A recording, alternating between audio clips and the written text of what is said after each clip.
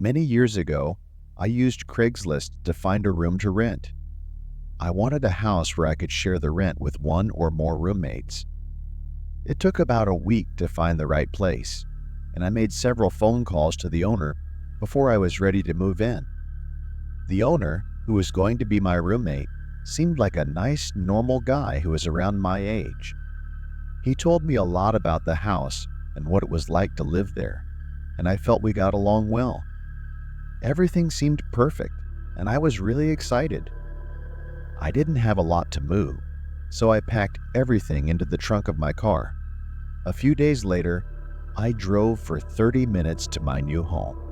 It was in a quiet, wooded area with a long driveway away from the road.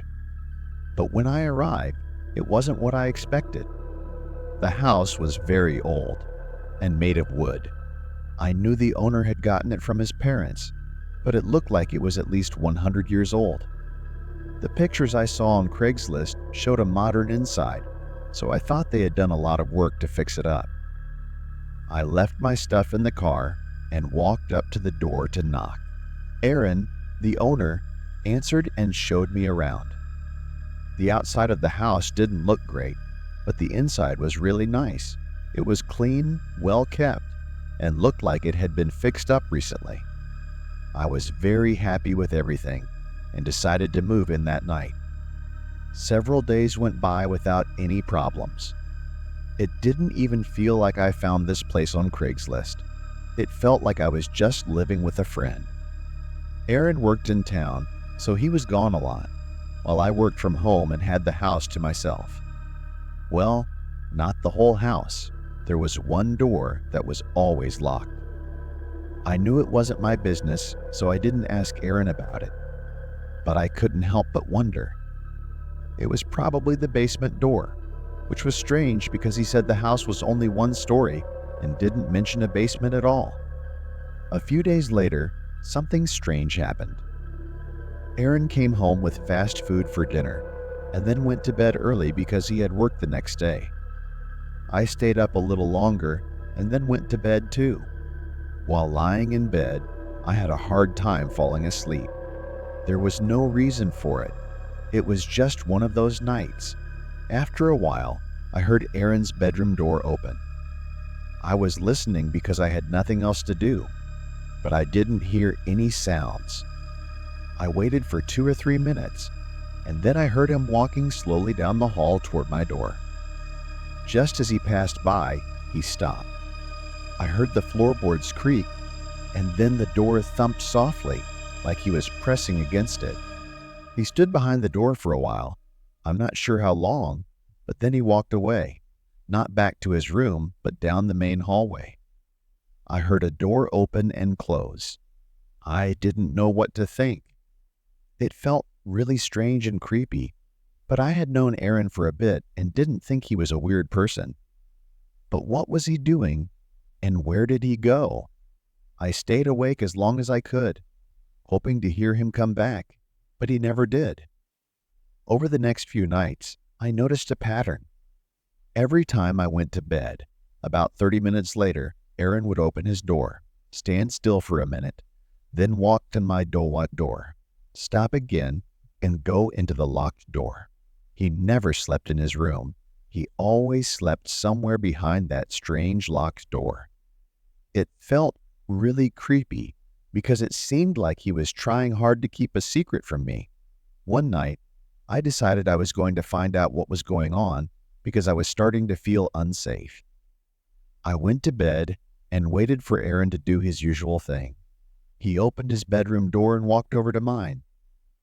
As soon as I heard him unlock and open the other door, I got up and quickly went into the hallway, catching him standing by the open door. He looked back at me, clearly surprised. "Hey, is everything okay, Aaron?" I asked. He just stared at me, his eyes wide from being startled.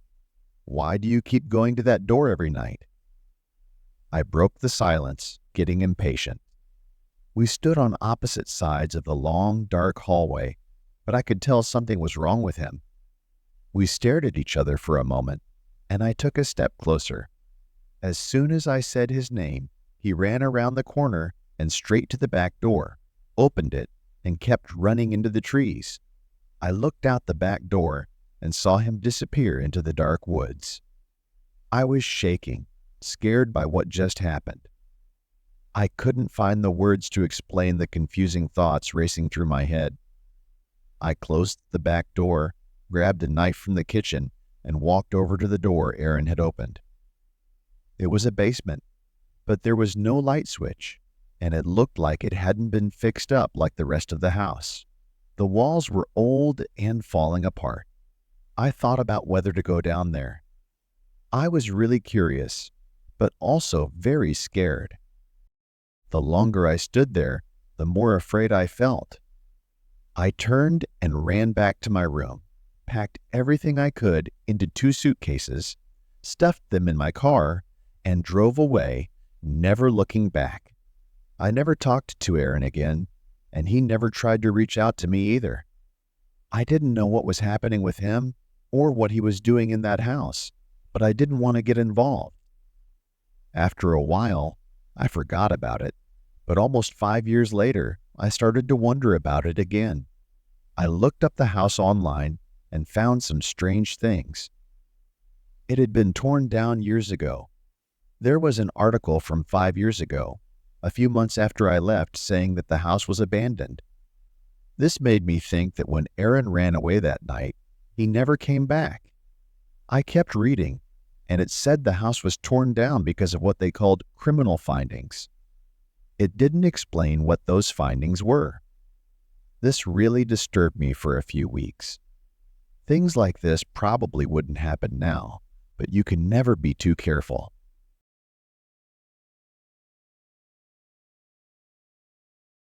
I'm a 25-year-old guy, and this happened 3 years ago.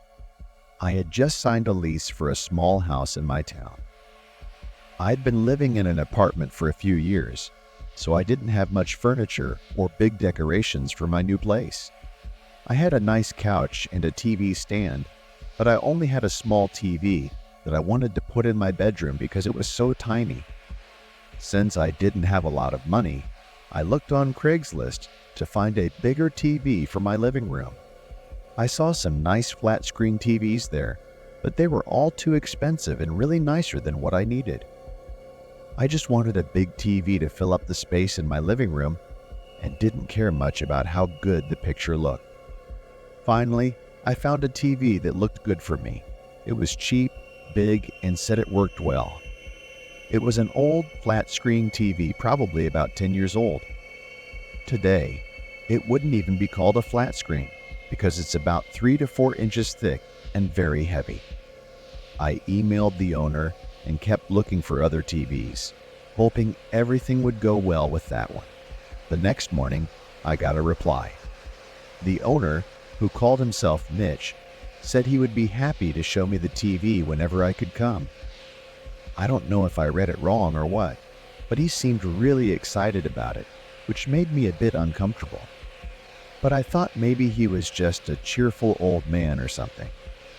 I told Mitch I could come any day that week after work at 6. He said tomorrow at 6:30 would be great for him. At the end of his email, he wrote his address and sent a Google Calendar invite for something called Craigslist TV. I accepted it, even though I wasn't sure what it was for.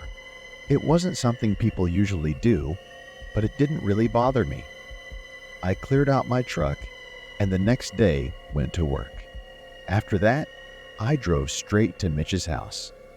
It was dark by then, and when I pulled into his driveway, I saw all the lights were on inside. I checked one last time to make sure I had all the cash I needed. Then I got out of my truck and walked to the front door.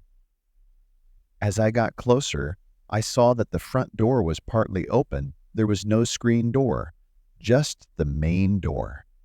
I thought it was left open for me, so I leaned in to peek inside but didn't see anyone. I rang the doorbell, and as soon as I did, I heard something drop at the other end of the house, and then it got quiet. That noise made me feel really nervous. After a moment, I decided I didn't like how this felt and thought I should leave. But then I heard footsteps behind the door, and it opened a little wider to show a man. He asked, "Need something?" while still partly hidden behind the door. "Oh, yeah. I came to see your TV. We set up a time for 6:30 today," I replied. He looked at me for a moment. "Okay." He opened the door all the way and let me in. Right then, I knew something was off. He wasn't acting like the happy old man from the emails. Instead, he was a big, grumpy, middle-aged guy. But I was already inside, even though all the warning bells were going off in my head. The TV was in the room next to the door, so he just stood there while I checked it out. Yeah, this looks good." "I'll take it," I said, not even sure if it worked, but I just wanted to get this over with quickly. I handed him the money. He looked at it for a second, then looked back at me. He took the cash, shoved it in his pocket, and without giving me a chance to respond, he grabbed my shoulder and pushed me toward the door, yelling for me to leave. I didn't argue. I ran out to my truck and drove away fast. A little while later, I pulled over and called the police to tell them I'd been robbed. The whole time, I was just thinking how stupid they were to meet me at their house, rob me, and let me go, knowing I knew where they lived. But when the police got to the house and called me back, I was completely shocked by what they told me. Over the next week, things started to make sense. The man I met wasn't Mitch. The real owner of the house was found unconscious in the kitchen.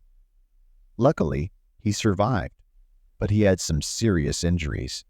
The man I met at the door was another customer Mitch was meeting from Craigslist to sell some kitchen items. He had beaten and robbed Mitch, probably just minutes before I arrived. What's even crazier is that Mitch had sent that man a Google Calendar invite too, and the man accepted it, probably not realizing it showed Mitch's email, which had both his first and last name. He was caught within a few days. During this whole situation, I got to meet Mitch, and he really was a happy old man, even after everything that happened to him.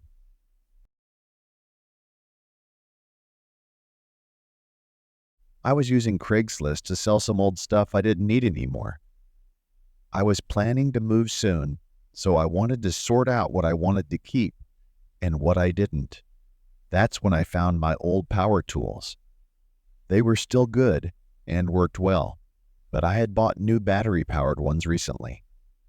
Since I didn't need them anymore, I took a few pictures and put them on Craigslist. I listed a power drill and a matching tool set for $80. Since they were still pretty new and worked perfectly, it was a great price. I got replies quickly. Within an hour, 2 people messaged me. One person asked if I would take $50, but I said no. The other person was really interested and wanted to buy them that night for the price I listed. I agreed and told him he could come by at 5 to pick them up. I never let people inside my house when I'm selling things. I always bring the stuff out to my driveway and meet them there. It's a busy neighborhood street, so I feel safe since everything is out in the open. Like usual, I plan to stand in the driveway with the items a little before 5 and wait for him to make the sale quick and easy. A little after 4:30, someone knocked on my door. I looked out and saw a man with a red car parked in my driveway. I opened the door a bit and asked who he was. He said he was there to buy the tools from Craigslist and that he was a bit early. I told him to hold on for a minute and to wait in his car, since I wasn't expecting him yet. He paused for a moment, which made things feel a bit awkward, but then he turned and walked back to his car. After he walked away, I gathered the tools and met him at the top of the driveway. I had an outdoor outlet he could use to test them, and he seemed happy with how they worked. Then he held the drill and said, "How about 20? The deal was for 80. I told him I could go a little lower, but 20 was way too low. I was a bit annoyed since he had already agreed to pay 80 and $20 was just unfair. He put the drill down, didn't even look at me, walked back to his car and drove off. I felt confused and upset, like I'd been tricked and wasted my time.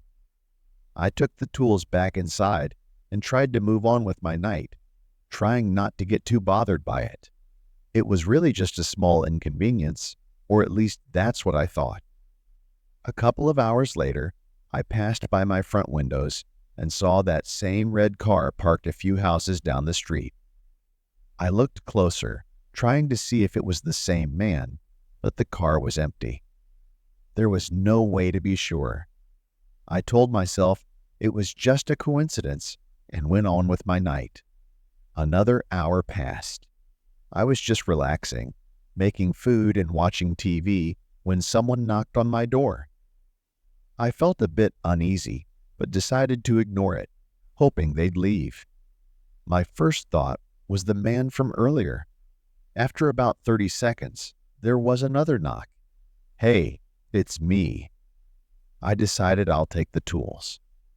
I brought the money. He called from the other side of the door. I didn't believe him at all. I realized that the car I'd seen earlier was his, which meant he'd been watching my house all night. I didn't answer him. Instead, I called the police, giving them his name and a description of his car. He called out a few more times, saying he wanted to buy the tools, but then it went quiet. I stayed by my couch, looking toward the front door, unsure of what to do next. The police were on their way and would be here soon, so I felt safe enough to check the windows. I quietly walked over to the window by the door, and suddenly I heard a loud thud against the side of the house. Then I heard leaves rustling and footsteps running away. I looked outside and saw the guy limping as he ran toward his car. Luckily, the police showed up just in time and stopped him halfway down the street. I was shocked to hear that the man admitted a lot of things. He said he had planned to rob me, but since I wouldn't let him inside, it made things harder for him. He also tried to climb the tree next to my house and jump onto the roof, but he missed and hit the side, hurting his leg. The scary part was that he had a knife, and the roof he tried to jump on was right under my second-story window, which I found out was unlocked. If he had made the jump, he could have gotten inside. He said it was just an attempted robbery, but words are just words. I stopped using Craigslist after that, and now I make sure to lock every single window in my house, even the ones that seem too high to reach.